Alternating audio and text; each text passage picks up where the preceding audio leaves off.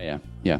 I thought it was interesting whenever we were talking about a patient example, and he gave an illustration about the patient that had no pathoanatomical structure that looked to be abnormal or the problem on an MRI. Yeah, And he was fixated a bit on the MRI business. He was a bit.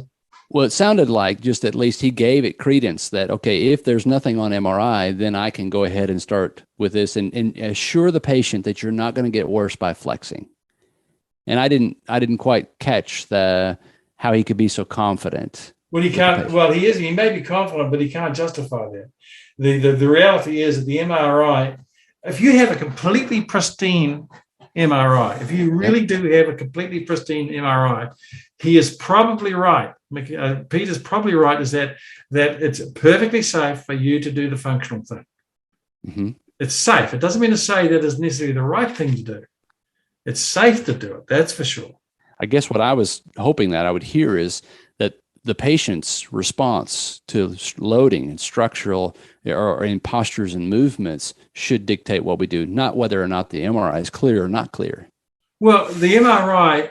See, the point is that I can't speak for Peter because I've never seen him in his own clinic, so I can't say what he sees. Yeah. But but I'm assuming that the majority of his patients that he's now seeing are people who've already got an MRI.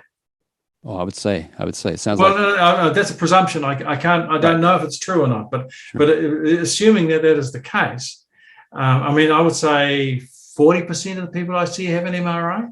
Mm-hmm. It might be a higher proportion for him, but if that's the case, then the people who have failed traditional care and they come in with what looks like only changes on the MRI, which can be expected by age, or they're pristine and they still have this enormous pain and disability, then I would say that whatever Peter's doing is going to help them. Mm-hmm. Mm-hmm. It's going to help them. Yeah, reassurance. And so I have no criticism of what Peter said, given the context he's probably now working in. Mm-hmm. But if he will go back into primary care, then he wouldn't be using CFT as much as he is now. Hear the entire episode for free on iTunes, Spotify, other favorite podcast players, or go to mechanicalcareforum.com.